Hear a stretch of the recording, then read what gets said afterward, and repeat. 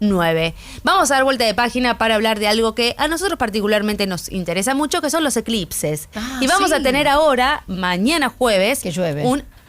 Bueno. No lo vamos a poder ver. Listo, ya está. No. ¿Viste cómo me bajó? Vamos a tener un eclipse lunar que probablemente no vamos a ver porque va a llover. Pero capaz que sí, porque a lo mejor se abre el cielo y justo aparece la luna y podemos ver esa luna rojiza en lo que va a ser el último eclipse de este año. Y estamos conectados con Diego Córdoba, periodista especializado en historia y tecnología espacial, autor del libro Huellas en la Luna y coautor de Marte, para que nos cuente un poco qué es lo que vamos a ver mañana en el cielo si la lluvia nos lo permite. ¿Cómo estás, Diego? Tal cual, ¿qué tal? Muy buenas tardes. Buenas tardes. ¿Qué va a suceder mañana? Obviamente intentar ver el eclipse, ¿no? O sea, como siempre es un fenómeno que nos llama la atención de todo el mundo. Es un eclipse de luna, en lo cual, bueno, se pone particularmente rojiza la luna llena en ese momento. Y como bien decías, hay pronóstico de lluvia. Es muy probable, porque obviamente estoy siguiendo el pronóstico de cerca, ¿no? Va a haber lluvias durante la previa al eclipse. Recordemos que el eclipse de luna esta vez va a empezar pasada las 23:30, la fase tarde. Casi total. Es una fase casi total, ¿no? O sea, la luna va a estar prácticamente rojiza en un 96% de su disco. No es un eclipse total, pero es un casi total, es un parcial al 96%, lo cual es prácticamente la totalidad del disco va a estar rojizo. A partir de las 23:30 se va a empezar a ir formando, o sea, si la lluvia lo permite y las nubes también lo permiten, la sombra de la Tierra va a ir tapando a la luna hasta llegar a esa fase total. Y vamos a poder verla, este fenómeno, hasta la 1:15 de la mañana del día 28. Así que bueno, esperemos que las inclemencias del tiempo no dejen ver una vez más un eclipse. Por favor, ojalá. Como vos bien decías, lo que va a suceder y lo que sucede siempre en un eclipse de luna es que nosotros, la Tierra, nos interponemos entre la luna y el Sol. ¿Y por qué se da este efecto que la luna se vuelve rojiza? Bueno, como bien decía, justamente el eclipse de luna es eso, cuando se da la alineación perfecta entre el Sol, la Tierra, que estaría en el medio, entre el Sol y la Luna, ¿verdad? La Tierra, digamos, con su sombra, tapa completamente la Luna, pero ¿qué ocurre? La luz del Sol pasa a través de la atmósfera de la Tierra y se produce un fenómeno que se llama la dispersión de la luz. Y justamente los tonos que pasan a través de la atmósfera de la Tierra son tonos entre rojizos y anaranjados, y esa es la luz que llega hacia el disco lunar. Entonces justamente por eso la vemos de esa manera, ¿verdad? A veces no siempre se hace lo hacen a la misma intensidad, porque a veces varía un poco la distancia entre la Tierra y la Luna, y no todos los eclipses de luna son exactamente iguales. A veces la vemos más oscura, más anaranjado o más rojiza. Esta vez promete ser un color bastante rojizo, insisto, si la luna no lo deja ver, ¿verdad? Y lo que tiene de bueno un eclipse de luna comparado con un eclipse de sol, el eclipse de luna dura bastante tiempo. Como bien te decía, la fase casi total la podemos ver entre las 23:30 y la 1:15, que es cuando se va a empezar, digamos, a deshacer el fenómeno, y es visible en todo el país. O sea, no hace falta estar en un punto fijo. Exactamente, o sea, los eclipses de sol, o sea, cuando la Tierra se interpone cuando la Luna se interpone entre el Sol y nosotros, y el día se convierte en noche por un momento, suele durar un par de minutos y en una zona muy chiquitita, porque justamente la sombra que proyecta la Luna es muy pequeña y es una zona muy determinante para poder ver un eclipse de sol, ¿no? Pero un eclipse de luna, como en este caso, no solamente es visible en todo el país, sino que puede ser visible en toda Sudamérica y en gran parte de Centroamérica también, ¿no?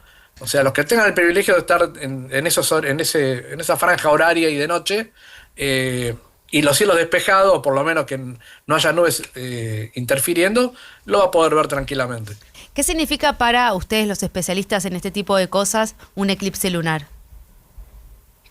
Muchas cosas. Primero, obviamente, los que nos dedicamos a estas cosas creo que nos inspiramos ya de muy chicos, de muy jóvenes, y producen como una especie de fascinación, que creo que eso lo produce en el común de la gente. No hace falta ser ningún especialista sobre nada para de pronto estar fascinado frente a un fenómeno astronómico que puede ser un eclipse, ya sea de luna o de sol, ¿verdad?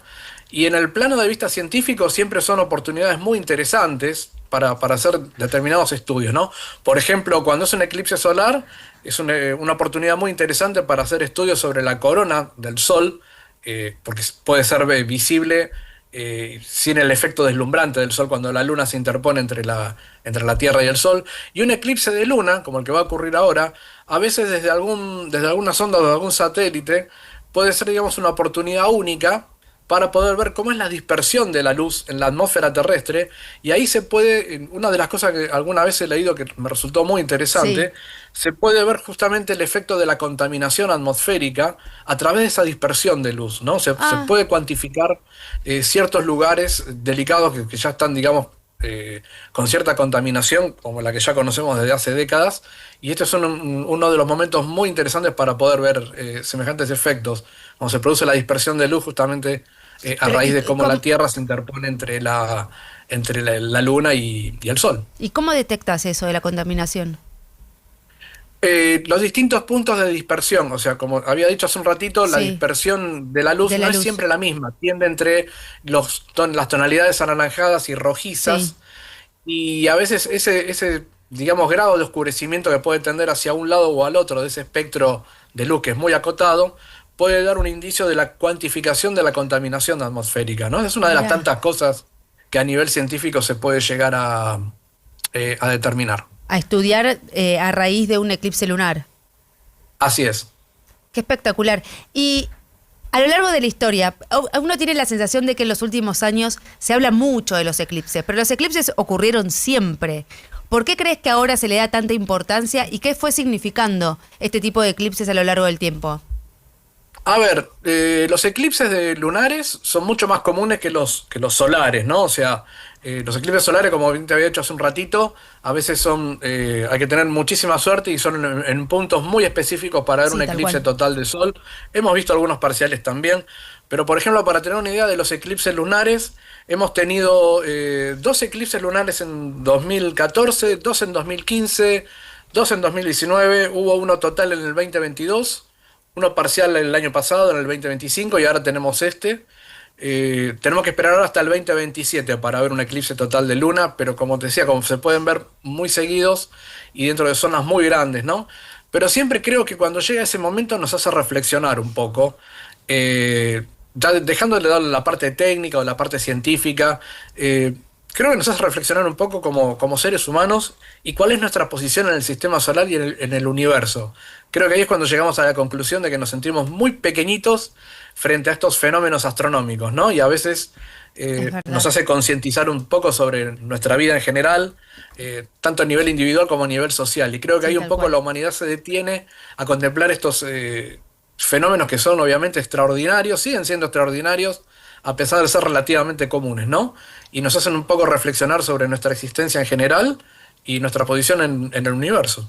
En otras épocas tenían incluso significado mitológico los eclipses, ¿no? Cuando el eclipse solar, sobre todo el lunar, y en ese sentido también es la pequeñez del ser humano frente a lo que en otro momento se creía, que hoy en día no es tan común, pero sigue existiendo, cuestiones de deidades que uno no puede controlar y que hay que de alguna manera apaciguar, como se creía antes, o bueno, hoy en día también está la pequeñez del ser humano en el medio del universo. Tal cual, guerras que se pautaban en la antigüedad. Por supuesto, todos eran fenómenos astronómicos que tenían explicaciones que hoy les damos una explicación científica y que en otro momento eso era lo científico, una explicación mitológica. Claro.